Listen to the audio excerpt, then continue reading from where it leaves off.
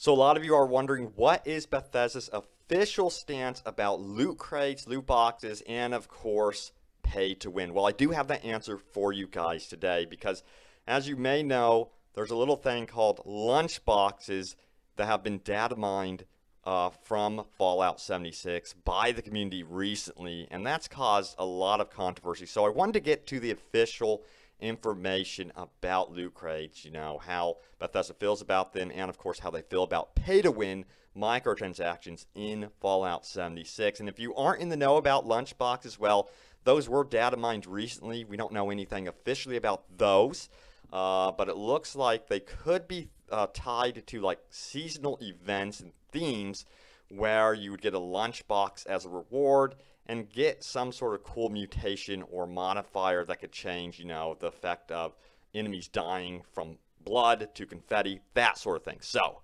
that's what it looks like it could be. Now, the official stuff from Bethesda, let's get into that, shall we? So if you missed it, this is what Pete Hines had to say about pay to win and, of course, those loot crates and loot boxes. So this is the statement and all the sources in the description below.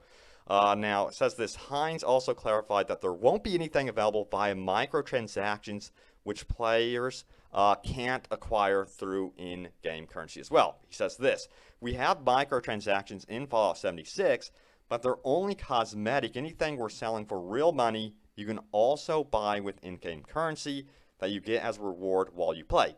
And part of the main reason we're doing it is because we want to provide all the post content that we do for free. So any DLC or new content we add is free to everybody, and we feel like we're being upfront. We're doing this in a way that makes sense. It's only cosmetic. There is no pay to win. So that was a statement by Pete Hines some time ago about their stance about loot crates and pay to win there.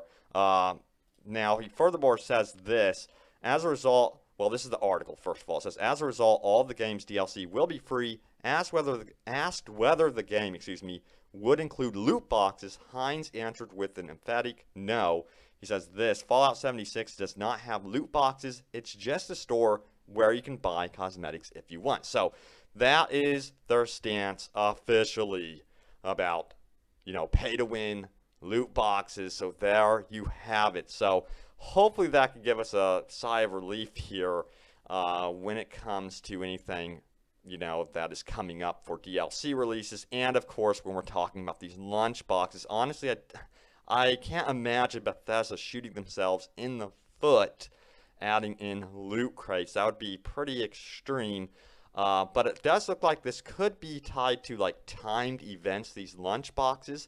So for example, they could be seasonal, related to Christmas, related to the new year, and that you would be getting some really cool temporary bonuses from this kind of like random drop from events. So I think what hasn't helped with this situation with the lunch boxes being data mined is the fact that there were some XP nerfs. So people started putting those together, and I don't think that might have been necessary. But we'll see what happens. I hope they don't go back on their word. So that's, something we'll be keeping an eye out, of course, with Fallout 76. Let's cross our fingers that they don't go back on their word related to this loot box, loot crate stuff. As you know, loot box and loot crates are not popular at all, even by governments.